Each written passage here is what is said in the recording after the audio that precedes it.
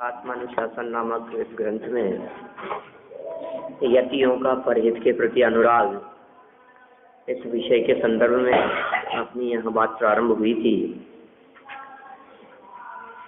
दूसरे जगत के जीवों को दुखी देखकर महामुनिराजों के हृदय में सहज ही ऐसे करुणा भाव जागृत होते हैं कि भाई, दुखों को जन्म देने वाले शरीर से ये जीव अत्यंत दुखी होता हुआ भी फिर भी प्रीति करता है। वे इस देह से वैराग्य जगाने का प्रयास करते हैं। यही बात इन्होंने यहाँ कही है। अपन इस बात को भावार्थ के माध्यम से पढ़ते हैं, पेज नंबर 90 पर। छंद दोहे की चर्चा भी हो गई थी और अर्थ भी हो गया था। भावार्थ से अपन आगे बढ़ते हैं, पेज नंबर 90 पर। अन्य जीव जिसे अच्छा समझें वैसे शिक्षा देने वाले तो बहुत हैं। देखो आप, अन्य लोग जिसको अच्छा समझे, जगत के लोग जिसको भला मानते हैं, ऐसी शिक्षा देने वाले तो बहुत हैं। ऐसी चर्चा करेंगे, आप किसको अच्छा मानते हो कि भाई तबीयत ठीक रहे, तो लोग यही शिक्षा देने वाले होंगे कि नहीं साहब, थोड़ा सा ध्यान रखना चाहिए और ऐसा करो, शरीर संबंधी, खाने पीने के ध्यान रखने संबंधी। और थोड़ा सा कोई स्वास्थ्य बिगड़ता हुआ दिखाई देवे यदि हमारा, तो तुरंत वे इस तरह का उपदेश देंगे कि ये काढ़ा बना लेना, ऐसा पी लेना, एक काम करो आप इसको इसमें मिला करके ले लोगे तो सब तबीयत ठीक हो जाएगी आपकी। तो ऐसा उपदेश जिसको जगत जन भला समझता है, ऐसा उपदेश देने वाले तो बहुत हैं दुनिया में। सब आचार्यत्व करता है, सब आचार्यत्व करते हैं। और धन को भला मानते हैं तो धन के लिए उपदेश देते रहते हैं। ऐसे कमाओ, ये कौन सा बिजनेस कर रहे हो, ऐसा बिजनेस करना चाहिए आपको, ये काम तो बहुत अच्छा है, आप ऐसा क्यों नहीं करते हो। इस तरह का भी प्राचार्यत्व करने वाले। कुछ करते क्यों नहीं हो, कोई काम नहीं करते हो, ऐसे थोड़ी ना चलेगा, कुछ तो काम करना ही पड़ेगा, कुछ तो काम करना ही चाहिए आपको, आजीविका के बारे में आखिर सोचना ही चाहिए। तो इस तरह से अनेक प्रकार से दूसरों को उपदेश देते हैं। तो ऐसा कह रहे हैं बहुत है वैसी शिक्षा देने वाले, वैसा उपदेश देने वाले, जिसे अन्य जीव अच्छा समझे वो उपदेश देने वाले। परंतु मुनिराज को परहित का ऐसा अनुराग है कि वे शरीर में आसक्त जीवों को विरक्त करते हैं। देखो आप, परोपकार की बातें कहने वाले दुनिया में बहुत हैं, लेकिन मुनिराज कैसे परोपकारी हैं कि शरीर में आसक्त जीवों को विरक्त करने वाले, वो विरक्ति प्रदान करते हैं। परहित के लिए ऐसा नहीं कि आपके घर में सुख शांति रहेगी, परहित के लिए ऐसा नहीं कि आपके घर में खूब संपदा होगी, ये परहित नहीं है। अपन तो कई बार ऐसी चर्चा करते भी है, आप लोगों ने सुनी भी है कि भाई हितोपदेश का अर्थ क्या है। मैंने एक आध पहले चर्चा की है यहाँ। हितोपदेश मतलब क्या। ये मुनिराज जो है ये परहित करते हैं, परहित का अनुराग रखते हैं, माने हितोपदेशी है मुनिराज। मुनिराज का उपदेश हित के लिए होगा, भले के लिए होगा, फंसाने के लिए नहीं होगा, उलझाने के लिए नहीं होगा। तो सच्चा हित किस चीज में है उसका उपदेश देते हैं। तो सच्चा हित इस चीज में है कि आपको देह से विरक्ति हो, इसमें सच्चा हित है। इसलिए मुनिराजों का उपदेश देह से विरक्ति कराने के लिए होता है, तन से विरक्ति कराने के लिए है, वैराग्य उत्पन्न करने के लिए है। परिणामों में जिस प्रकार से वैराग्य उत्पन्न हो सके उस तरह का प्रयास मुनिराजों के माध्यम से किया जाता है। अब जिसे हम हितोपदेश समझते हैं, अरे साहब देखो कितना ध्यान रखते हैं हमारा, ये हमारी, क्योंकि हर जगह पर इन्होंने हमारे को संकट से बचाने की कोशिश की है, हर जगह इनका सहयोग रहता है, मतलब ये तो हमारा बहुत ही ध्यान रखते हैं साहब। ऐसी बहू आई है समझो आप, वो तो हमारा इतना ध्यान रखती है, मैंने हर चीज के बारे में पूछना, संभालना, खाने पीने के संदर्भ में हर चीज के तो ऐसा लगता है ये तो हमारे हितकारी हैं बहुत ज्यादा। ऐसा परिवार हमारे को मिला है, बहुत हितकारी है। ये क्या हितकारी है? लौकिक बातों के संदर्भ में हमने हित की चर्चा समझी। आचार्य देव यहाँ उस हित की बात नहीं कर रहे हैं जिससे जगत जन अच्छा समझे, वो हित की बात यहाँ नहीं है। यहाँ आत्महित की बात है, यहाँ सच्चे हितोपदेश की बात है। जगत जन तो आपको अच्छा से अच्छा काम, अरे साहब इन्होंने तो हमारे को क्या जॉब पे लगवा दिया, अरे साहब ये हमारे कितने उपकार, इनके उपकार तो हम भूल ही नहीं सकते हैं। इन्होंने ऐसी सर्विस के लिए इन्होंने हमारे अप्रोच लगा के हमारी जॉब लगाई है, हम भूल नहीं सकते इनका ये ऐसा। और आज देखो आप ठाट से अपना बिजनेस चल रहा है, काम चल रहा है, दुकान चल रही है, क्या अच्छी जॉब है और अच्छा मजे से और अच्छी सैलरी है, अच्छा पैकेज है, कितना सोचते हैं। इनका उपकार तो हम भूल नहीं सकते। ये तो बहुत बड़ा काम कर दिया इन्होंने। ये क्या उपकार किया उन्होंने? फंसा दिया आपको। आपको उसमें उपकार इसलिए लगता है क्योंकि आपको ऐसा लगता है कि पैसे में सुख है। आपको उसमें सुख इसलिए लगता है क्योंकि आप बाह्य साधन सामग्रियों से अपने आप को अच्छा मानते हो। और आचार्य देव यहाँ असली हित की बात बताना चाहते हैं कि बाह्य साधन और सुविधाओं में रंच मात्र भी सुख नहीं है। तो फिर क्या करें कि जो तन दिखाई देता है, इस तन के प्रति भी जब तक विरक्ति नहीं होगी, हृदय में वैराग्य भाव उत्पन्न नहीं होगा, तब तक सच्चे सुख की प्राप्ति नहीं हो सकती है। तो आचार्य देव ऐसा प्रयास कर रहे हैं कि तेरे हृदय में किसी भी प्रकार से इस देह के प्रति ही वैराग्य उत्पन्न हो जाए। तो जब देह के प्रति वैराग्य उत्पन्न हो जाएगा तो फिर बाहरी चीजों से तो विरक्ति अपने आप ही हो जाएगी। क्योंकि सबसे ज्यादा निकट का संबंध यदि हमारे साथ में किसी का है तो वो इस शरीर का संबंध है, सबसे निकट का संबंध। बोलो, अरे साहब मेरे को धोखा दे दिया, कि किसने? सबसे निकट के संबंधी ने। कि किसने? बेटे ने धोखा दे दिया क्या? अरे नहीं नहीं। तो क्या पत्नी ने धोखा दे दिया? नहीं नहीं। तो क्या तुम्हारे भाई साहब ने? अरे नहीं। तो फिर कौन है सबसे निकट का संबंधी? कि जिससे निकट का कोई दूसरा संबंध हो ही नहीं सकता, ऐसे निकट का संबंधी। ये भी हमारे को जब धोखा दे देता है तो फिर किसी और की क्या बात करें? इसका धोखा तो धोखा ही नहीं लगता है। हाँ, इसका धोखा धोखा ही नहीं लगता है हमारे। ये धोखा दे देता है, ये साथ छोड़ देता है, क्या ये बिगड़ जाता है, ये पता नहीं कब बिगड़ जाए, तो भी उसके प्रति आसक्त रहता है, तो भी उसके प्रति तन्मय रहता है, तो भी इसको लगता है कि नहीं नहीं ये तो कोई बात नहीं, जैसा भी है इसको संभालो। और कई बार तो ऐसा भी बोलता हूँ मैं कि ये जो इसका देह के प्रति अनुराग है, ये सब इसका एक तरफा प्यार है, समझ लो आप। क्योंकि शरीर को तो इसकी परवाह ही नहीं है, शरीर तो आत्मा को पहचानता ही नहीं है, शरीर को तो जीव की खबर ही नहीं है। तो शरीर भी जीव को चाहता है क्या? ये नहीं। तो फिर जीव ही चाहता है ना, आत्मा ही तो शरीर को अपना अपना अपना कह रहा है। शरीर ने तो कभी अपना नहीं कहा आत्मा को, जीव को। अब बोलो क्या होगा? लौकिक में भी इच्छा है, जो कोई काम करता है ना वो दुखी पाता है, दुखी पाएगा, निश्चित बात है।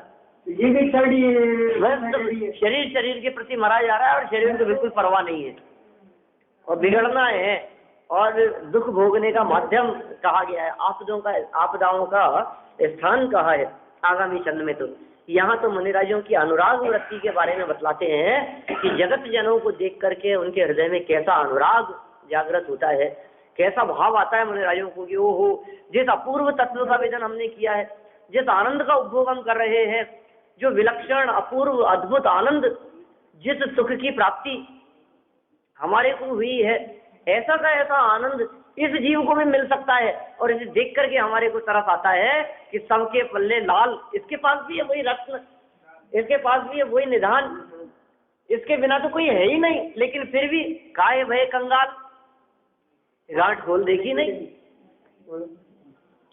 अब हम इसको उपदेश देते हैं गांठ खोल के देखने के लिए, कैसा भाव आता होगा उनको, मुनिराजों को। साधारण काम नहीं है। जगत के जीव क्या हितोपदेश करेंगे, जगत के जीव लौकिक जन परिवार जन हमारा क्या भला करेंगे, जैसा भला मुनिराज चाहते हैं। जैसा भला करने की भावना तीर्थंकरों के हृदय में रहा करती है। तीर्थंकर प्रकृति बंधने के पहले देखो आप, तीर्थंकर प्रकृति बांधने के पहले जिन भावों से तीर्थंकर प्रकृति बंधती है, वे भाव कैसे होते हैं? सबका हित हो, सबका भला हो, तो हितोपदेश की उस भावना से हितोपदेशी होते हैं। प्रत्येक तीर्थंकर हितोपदेशी होते हैं। लेकिन प्रत्येक अरहंत परमात्मा हितोपदेशी नहीं होते। वीतरागी और सर्वज्ञ तो हमारे सभी भगवान हैं, लेकिन हितोपदेशी सभी भगवान नहीं है। वीतरागी और सर्वज्ञ तो सभी है, लेकिन हितोपदेशी तो वे ही है जो हित का उपदेश देते हैं, जो हितंकर है। हितंकर हित करने वाले, वे तीर्थंकर जगत के जीवों को जो तिराने वाले हैं। तीर्थम करोति तीर्थंकर है, और तीर्थ की व्याख्या की है जगत से तिराए, जगत से पार कराए, दुखों से मुक्ति दिलाए, दुखों से छुड़ाए, वे तीर्थंकर हैं। जो हमारे को जगत में दुखों से बचाते हुए दिखा, अरे साहब इन्होंने बचा लिया, ये नहीं होते तो बच ही नहीं सकते थे हम। जैसे इनका योगदान है, इनकी अप्रोच थी, नहीं तो पता नहीं क्या होता हमारे साथ में। ये तो इन्होंने अनेक प्रकार से प्रयास करके, प्रयत्न करके हमारे को बचा लिया। अरे कहाँ बचा लिया आपको, बल्कि और डुबोया है। क्यों? क्योंकि ये हमारे को बचाने वाले हैं, ऐसा देख करके आपको जो उनके प्रति राग भाव हो गया है, आपको जो वे अपने लगने लगे हैं, ये मिथ्यात्व का पोषण हुआ है, और ये मिथ्यात्व आपको नरक और निगोध में ले जाएगा। इसलिए असली हितकारी नहीं उदयानुसार व्यवस्था बनती है। कोई किसी का भला करने वाला जगत में नहीं है, कोई किसी का बुरा करने वाला जगत में नहीं है, कोई हमारे को बचा ले ऐसी सामर्थ्य किसी में नहीं है, और हमें ऐसी अपेक्षा किसी से नहीं है कि कोई हमारे को सुरक्षा प्रदान करे। बिल्कुल नहीं होता है ऐसा। तो फिर साहब बिल्कुल लोक व्यवहार ही बिगड़ जाएगा। ये तो आप तो बिल्कुल स्वार्थी हो जाएंगे, कृतघ्नी हो जाएंगे। नहीं कृतम उपकारम साधु विस्मरंती, नीतिकारों ने ऐसा कहा है कि साधु और सज्जन पुरुष किसी और के द्वारा किए गए उपकार को भूलते नहीं है। नहीं कृतम उपकारम साधु विस्मरंती, नहीं भूलते साधु और सज्जन पुरुष किसी के भी द्वारा किए गए उपकार को स्मरण करते हैं। और इन्होंने आपका इतना सहयोग किया और आप उनको भूलने की बात करते हो कि अरे भैया ये जो सहयोग दिखाई देता है एक क्षणिक सहयोग है। असली हितकारी मुनिराज जो शाश्वत सुख की बात करते हैं, जो परमानेंट सुख की बात करते हैं, वे हमारे असली हितकारी हैं। इधर से बचाया और इधर फंसा दिया, तो क्या दम है उसमें? एक तरफ से सुलझे और दूसरी तरफ उलझ गए। इसे सुलझाना नहीं कहते। कह रहे शरीर से विरक्ति प्रदान करे, शरीर में आसक्त जीवों को विरक्त करते हैं, ये उपकार है मुनिराजों का। यह जीव शरीर को अपवित्र और दुख का कारण प्रत्यक्ष देखता है तो भी इससे विरक्त नहीं होता। बोलो कैसी दशा है इसकी, क्या करें? शरीर को अपवित्र देखता है, दिखाई दे रहा है कि शरीर अपवित्र है, दिखाई दे रहा है कि शरीर दुख का कारण है, और न केवल दिखाई दे रहा है, प्रत्यक्ष और जोड़ दिया है इन्होंने। प्रत्यक्ष दिख रहा है कि ये शरीर दुख का कारण है। हम करते ही रहते हैं, पीछे बहुत चर्चाएं आई है शरीर की अपवित्रता के बारे में, और शरीर दुख रूप है ये बात बतलाने वाले भी।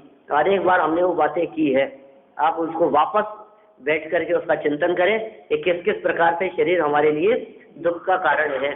और दिन भर ही विचार कर सकते हैं, क्योंकि दिन भर ही कभी कमर दुखती है, कभी बैठा नहीं जाता है, कभी लेटा नहीं जाता है, कभी लेट जाओ तो उठा नहीं जाता है। बोलो कैसी दशा है? 50-60 के नजदीक वालों की तो सबकी ऐसी दशा दिखती ही है, और जिनकी उससे कम है वे भी कहते हुए दिखाई देते हैं अभी से बुढ़ापा आ गया ऐसा लगता है। माने कितनी तकलीफ रहती है। ये प्रत्यक्ष देखता है तो भी, अब तो भी कह करके क्या कहना चाह रहे हैं? विरक्ति क्यों नहीं हो रही तेरे को? इससे वैराग्य क्यों नहीं हो रहा? तन की तन्मयता का त्याग क्यों नहीं कर रहा? और इसी में अति प्रीति करता है। देखो एक तो कमी हो गई कि विरक्त नहीं हो रहा। ऐसा विरक्त नहीं हुआ तो नहीं हुआ, कोई बात नहीं, कम से कम प्रीति तो मत कर।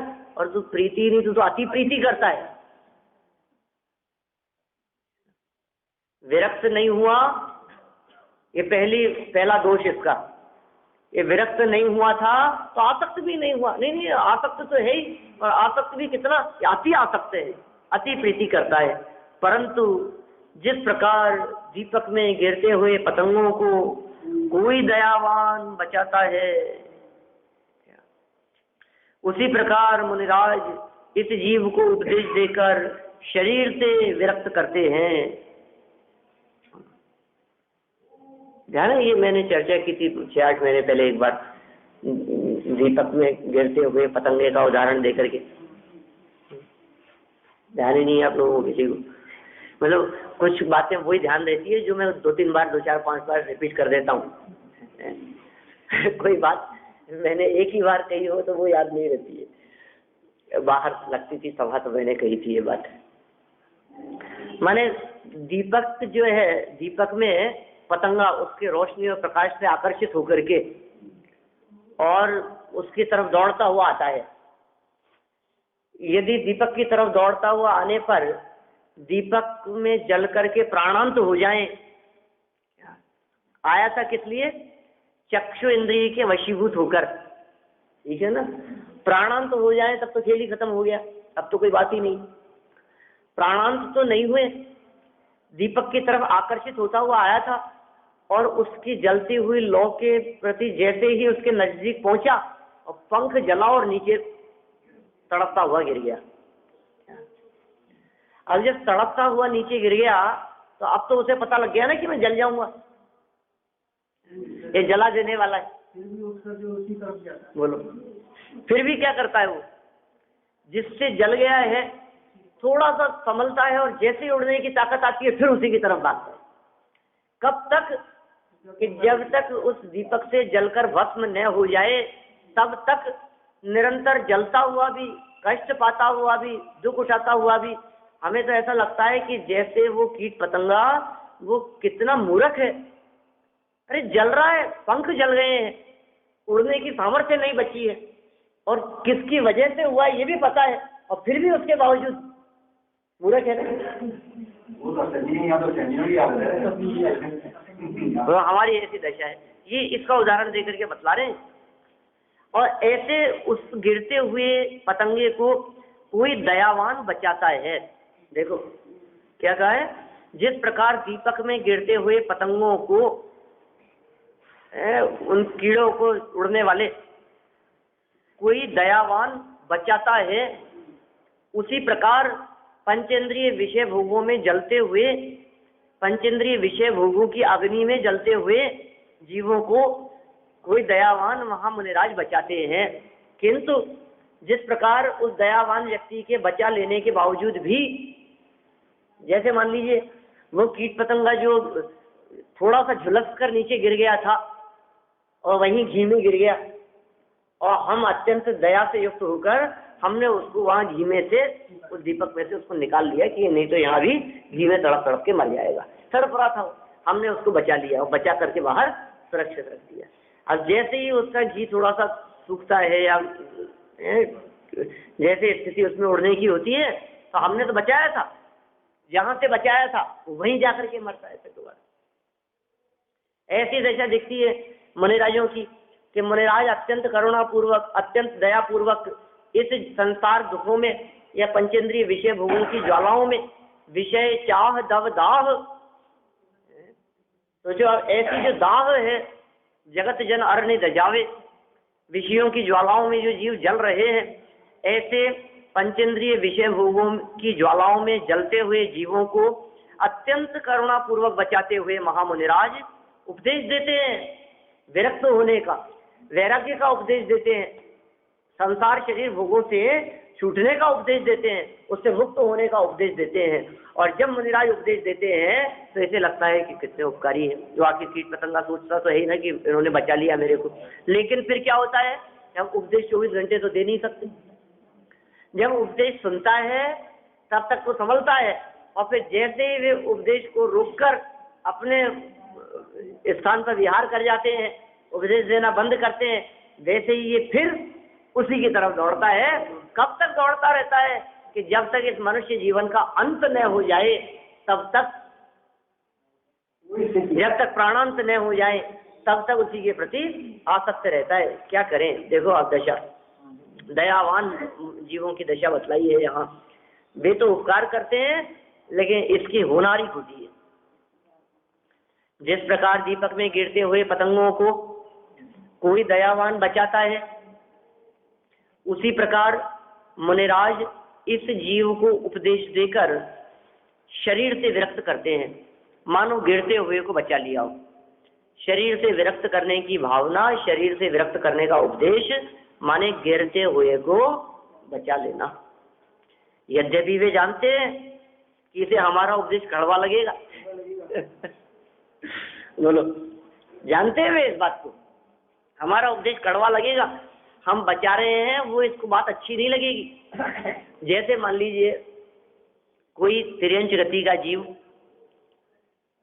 समझिए आप कबूतर है या कोई बिल्ली है, चूहा है, किसी गंदगी में, किसी कीचड़ में फंस गया है ना, या समझिए आप अभी मकर संक्रांति का समय था, है, डोर में उलझ गया कबूतर, मंजों में, अब उलझ गया, उलझ करके कर पड़ा रहा है, वहाँ पड़ा है। अब उसे कोई व्यक्ति अत्यंत करुणापूर्वक उसे बचाने का प्रयास करता है कि इसके डोर निकाल देंगे, इसको पकड़ करके अपन, तो उसे ऐसे लगता है कि ये मुझे और तकलीफ दे रहा है। समझ रहे हैं आप क्या स्थिति है? उसे ऐसे लगता है ये क्यों पकड़ रहा है मेरे को, क्या पकड़ में नहीं आता जल्दी, ये क्यों पकड़ने की कोशिश कर रहा है, और वो ऐसा लगता है कि जैसे फंसा रहा है मेरे को।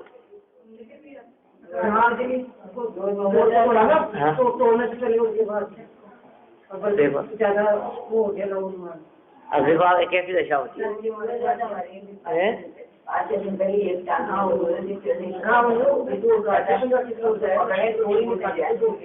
पकड़े दो पकड़े। मैंने देखो, मैंने ये उदाहरण इसलिए दिया है क्योंकि मुनिराज उपदेश देते हैं और इसको ये उपदेश कड़वा लगता है। मुनिराज भले की बात करते हैं और इसको लगता है मैं फंस जाऊंगा, अरे यार फंसा देंगे हमारे को। देखो आप, वो जो है ना, अभी दीक्षा कल्याणक परसों था ना वहाँ अजमेर में पंच कल्याणक के अवसर पर, तो जिन जिन लोगों ने मुनिराज ऋषभ कुमार को आहार दिया उन सबको प्रतिज्ञाएं दिलाई गई। अब बहुत सारे लोगों ने ये देख करके आहार ही नहीं दिया कि अरे यार फंसाएंगे यार हमारे क्या क्या करेंगे, फंसाएंगे। अब देखो आप, जो हितकारी उपदेश है, जो नियम दिला रहे हैं वो आपकी भलाई के लिए दिला रहे हैं, लेकिन लगता क्या है, फंसाएंगे हमारे, तकलीफ लगती है, कष्ट लगता है। बिल्कुल यही स्थिति मुनिराज यहाँ कह रहे हैं कि हम जानते हैं, मुनिराज बहुत अच्छी तरह जानते हैं। वे यद्यपि इस बात को जानते हैं कि इसे हमारा उपदेश कड़वा लगेगा, तथापि वे इसे दुखी जानकर दया करके उपदेश देते हैं। फिर भी क्या करें, फिर भी दया करके उपदेश देते हैं इसकी भलाई के लिए। दो तीन उदाहरण दे दिए जिनमें स्पष्ट ख्याल में आ गई अपने को बात कि भाई ये था तो भले का काम लेकिन लग रहा था बुरा।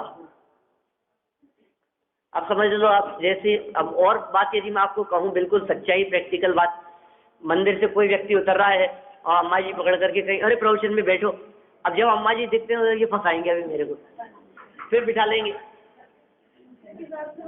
बोलो, होता है ऐसा? अब देखो, वो तो अत्यंत करुणापूर्वक कि भाई ये प्रवचन सुने, ये आकर के बैठे हैं, लेकिन अब जैसे ही वो दिखते हैं तो उन्हें ऐसे लगता है अरे यार ये फिर कहेंगे बैठने के लिए, अरे यार ये फिर फंसाएंगे मेरे को। क्या कौन उलझे इसमें प्रवचन की चर्चा हो गया, लेकिन ये तो हमारे को पीछे ही नहीं छोड़ते ये तो।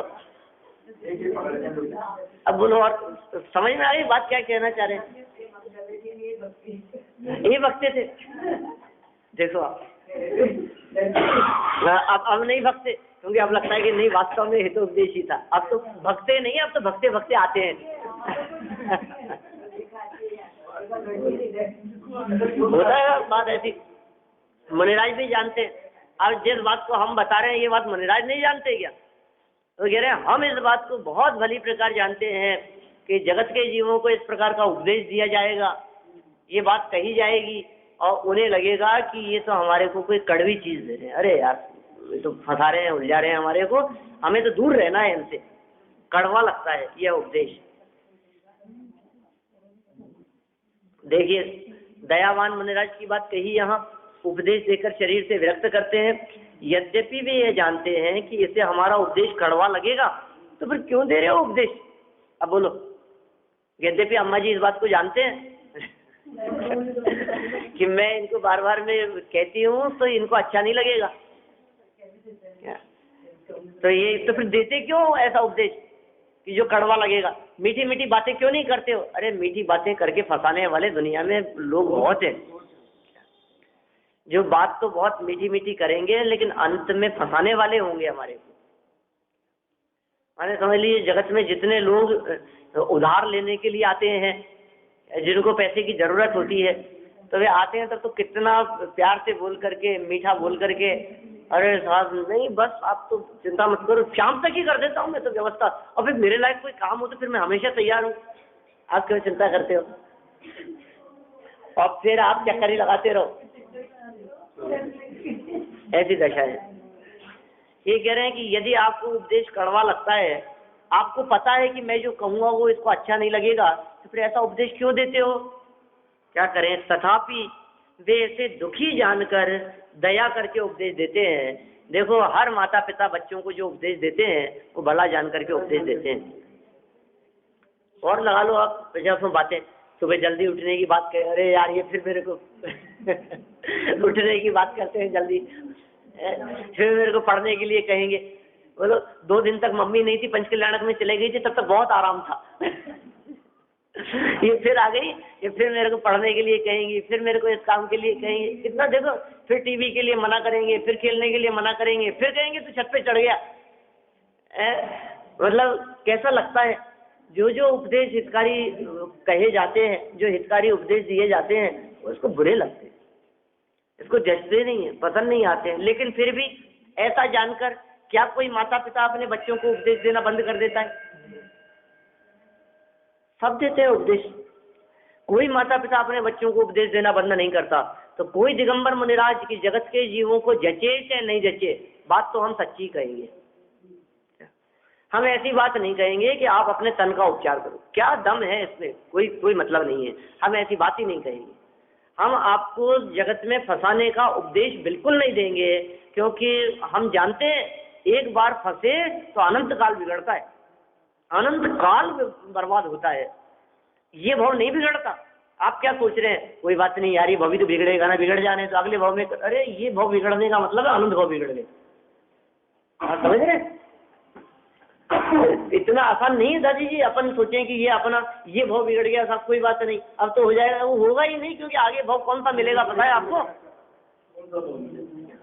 आगे जो भाव मिलेगा उसके अंदर तो ये चांस ही नहीं है। आगे जो भाव मिलेगा उसके अंदर तो सुनने का अवसर ही नहीं है, पढ़ने का अवसर ही नहीं है। न आप सुन सकते हो, न आप पढ़ सकते हो, न आप सुना सकते हो, न समझ सकते हो। और फिर आपके परिणाम कहाँ से आएंगे? जब आपके इतने उज्जवल परिणाम है तभी आप आत्महित नहीं कर रहे हो, तो फिर बाद में क्या होगा? बाद में तो बाद में ही है। ऐसा कहते हैं उठियो हटवाड़ो 8 दिन बाद है। एक बार हटवाड़ा उठ गया तो 8 दिन बाद लगता है, मतलब दूसरे दिन नहीं मिलेगी आपको, तीसरे दिन फिर आप इंतजार करते रहो फिर कब अवसर आएगा। एक बार यदि चूक गए तो फिर वो मौका दोबारा नहीं मिलता है। यदि नर भव चूके तो भव पछताएगा। ये नर भव यदि चूक गया तो भव के लिए पछताएगा, ये कह रहे हैं यहाँ। इसलिए दुखी जान करके भी उपदेश देते हैं। उन मुनियों को अन्य कोई अभिलाषा नहीं है। इसके अलावा भी कोई अभिलाषा है क्या उनको?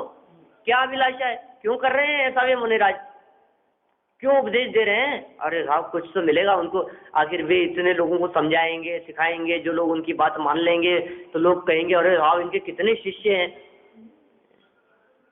इनका कितना बड़ा संघ है, इसलिए आपको मुनि बनने का उपदेश दे रहे हैं क्या? क्या अपना संघ बढ़ाना है? नहीं, ऐसी बात नहीं है। ये तो हितोपदेश की भावना से, ऐसा नहीं है कि उनकी यश प्रतिष्ठा होगी, ऐसा नहीं कि उनको सम्मान मिलेगा, ऐसा नहीं है कि उनका नाम होगा। कोई चाह नहीं है सिवाय इस बात के कि आपका भला हो, बस, और कुछ नहीं। इसके अलावा दूसरी कोई चाह नहीं है, इसके अलावा दूसरा कोई परिणाम नहीं है, कोई विकल्प विचार नहीं है। दुखी जानकर दया करके उपदेश देते हैं। उन मुनियों को अन्य कोई अभिलाषा, कोई इच्छा दूसरी है ही नहीं। अरे इच्छाओं पर जिन्होंने विजय प्राप्त कर ली, जो इच्छाओं को छोड़ने की बात करते हैं, जो इच्छाओं को दुख का कारण कहते हैं, वे इच्छाएं कैसे रख सकते हैं? इसलिए कोई इच्छा है ही नहीं। तो फिर साहब ये परोपकार कर रहे हैं या परोपदेश दे रहे हैं, ये इच्छा नहीं है क्या? कि नहीं, परोपदेश के माध्यम से भी यही कह रहे हैं कि तुम कोई इच्छा मत रखो। जैसे ये इच्छा नहीं है उनको। धर्म के लोभी जीवों को देख करके यदि वे धर्मोपदेश देते हैं तो ये कोई उनकी इच्छा नहीं है। धर्मोपदेश देते हुए भी इच्छाओं को छोड़ने की ही वे बात करते हैं।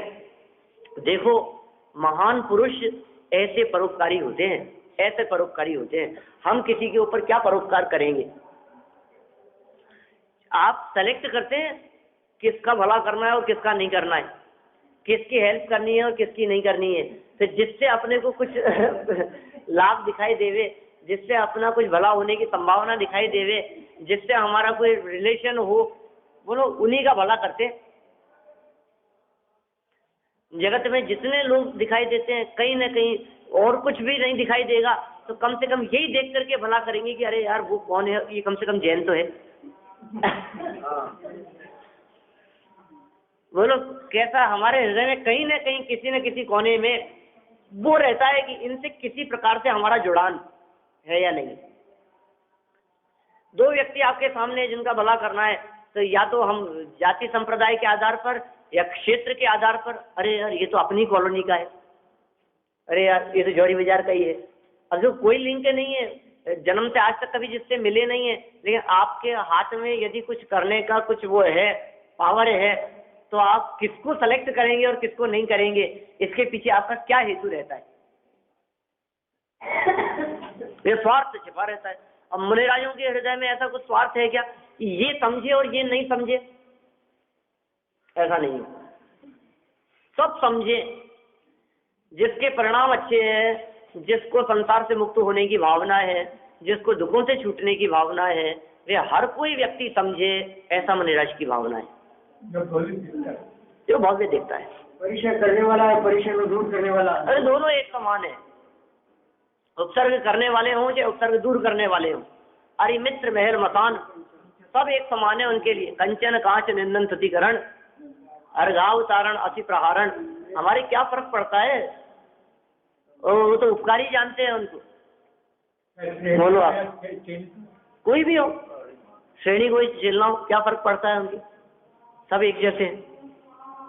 देखिए आप, देखो देखो कह करके क्या कह रहे हैं टोडरमल जी, अंतिम बात, महान पुरुष ऐसे परोपकारी होते हैं।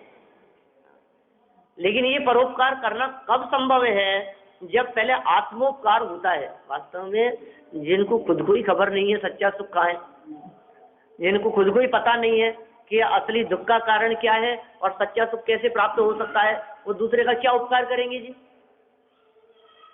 हमें तो ऐसे लगता था कि 1,50,000 रुपये महीना हमने इसके माध्यम से कमाया है तो हमें लगता है इससे हमें अच्छा लग रहा है, तो दूसरे को भी वही फंसाने का काम करेंगे। बोलो, जो हमें अच्छा लगता है वो दूसरे को खिलाने की बात करेंगे हम। नहीं, इसी में उलझे हैं ना। और जिनको असली आनंद मिला है, अतीन्द्रिय आनंद मिला है, वे जगत के जीवों को कौन से आनंद की बात करेंगे? और साहब खीर खाओ मजा आ जाएगा, ऐसा कहेंगे? एक बार आप ऐसे बनाओ इस विधि से, देखना उसका टेस्ट देखना। आप फिर आप करके तो देखो, आपसे दही की कड़ी नहीं छूटती है ना, एक बार आंवले की बना करके देखो आप। बोलो, अपन कैसा उपदेश देते हैं? हम भी ये कहते हैं, एक बार आप नींबू की बना करके देखो, एक बार आप इस चीज की बना करके देखो, अमचूर की बना करके देखो आप, और फिर देखना आप उसका स्वाद। अरे छोड़ोगे ही नहीं साहब, आप करके तो देखो एक बार ऐसा।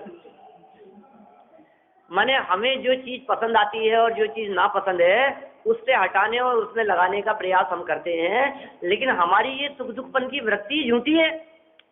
अब हम कौन से सच्चे मार्ग पे लगाएंगे? लेकिन मुनिराज के साथ में ये बात नहीं है, क्योंकि मुनिराज भोगते सुख की खान। ये बात अपन ने पीछे पढ़ी है। निर्धन जन धन बिना दुखी, और तृष्णा से दुखमय धनवान, सभी भोगते कष्ट मात्र, मुनिराज भोगते सुख की खान। सब कष्ट भोग रहे हैं जगत के जीव, मात्र मुनिराज ऐसे दिखाई दे रहे हैं जो सुख की खान भोग रहे हैं। अब ऐसे सुख की खान भोगने वाले दिगंबर मुनिराज यदि कुछ उपदेश देंगे, कोई बात बताएंगे, तो क्या बात बताएंगे? कि जगत के जीवों को भी वही बात बताएंगे कि तुम्हारे पास में भी ये सुख की खान है। तुम हमें देख करके ऐसा जेलसी मत रखो, तुम्हारे पास भी है। अरे नहीं साहब, आप तो आनंद भोगते हो साहब, आपको तो अतीन्द्रिय आनंद मिल गया है, हम कहाँ और आप कहाँ, क्या बात करते हो, तुम्हारे पास में भी वही है, तुम्हारे पास में भी अपार आनंद है, तुम्हारे पास में भी खजाना भरा हुआ है, तुम्हारे पास में भी निधियां हैं, तुम्हारे पास में भी चैतन्य का रस है, अतीन्द्रिय आनंद है, अद्भुत आनंद है, अक्षय अनंत गुण है, और उन गुणों में से जो रस निकलता है, जो आनंद आता है, साधी अनंत काल के लिए उसका उपभोग करते रहो। ऐसे अपूर्व आनंद को भोगने वाले कोई और नहीं है, आप हैं इस तरह का आनंद भोगने वाले। इसलिए चिंता की कोई बात नहीं है, इसलिए रंच मात्र भी विकल्प नहीं रखे आप। इतना सुंदर उपदेश दे रहे हैं यहाँ दिगंबर मुनिराज। क्या कहना चाह रहे हैं? कोई अभिलाषा नहीं है। कैसे परोपकार की भावना है कि जिस आनंद को हम भोगते हैं, जिस सुख को हम भोगते हैं, जिस अपूर्व आनंद की उपलब्धि हमारे को हुई है, ऐसा अपूर्व अद्भुत आनंद ये जगत के जीवों को भी प्राप्त हो जावे, इस उत्कृष्ट भावना से मुनिराज यहाँ उपदेश देते हैं। ऐसी मुनिराज की भावना है। और उपदेश क्या दिया है कि आपदाओं का स्थान जानकर शरीर से विरक्ति होने की वे बात बतलाते हैं। इस तरह से यहाँ अपनी जो चर्चा हुई है, कौन से श्लोक तक, 97 नंबर के श्लोक तक अपन ने बात की है। 98 नंबर श्लोक में आगे जो बात कहेंगे अपन कल इस प्रकरण को आगे विस्तार से चलाएंगे। जन्मानी को मिला जब नर तन को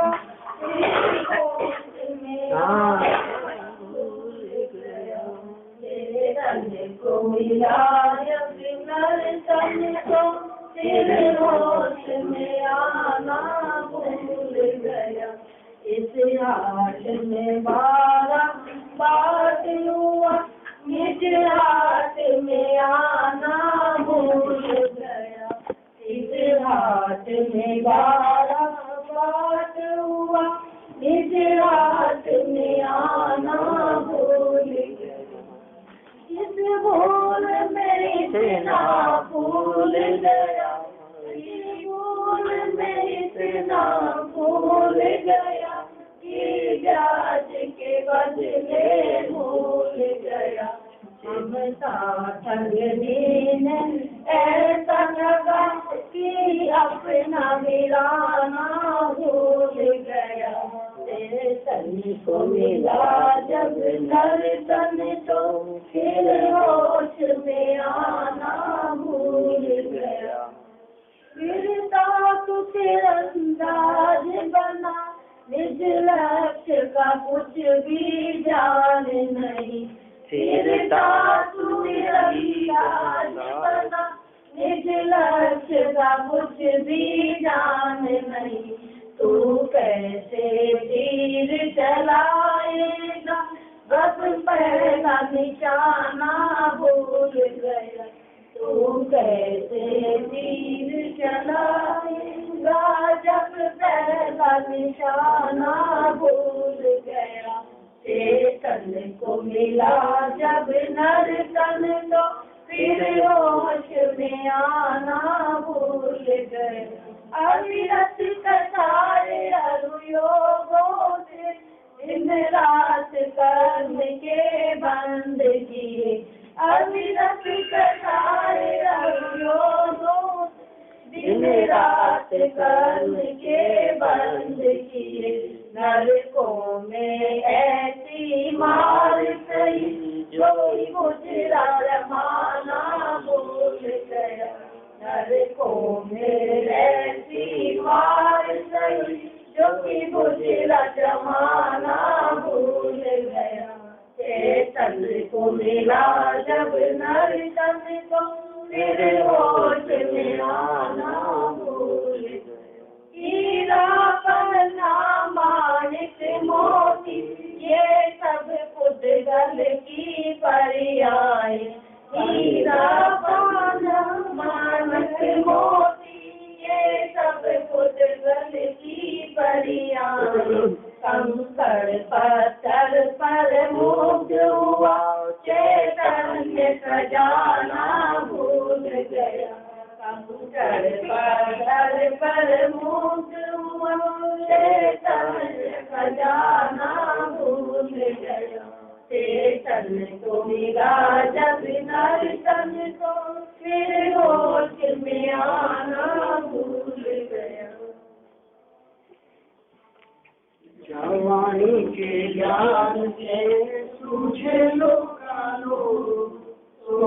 हरि मस्ताय नमो सदा देते गुरु सदा देते गुरु।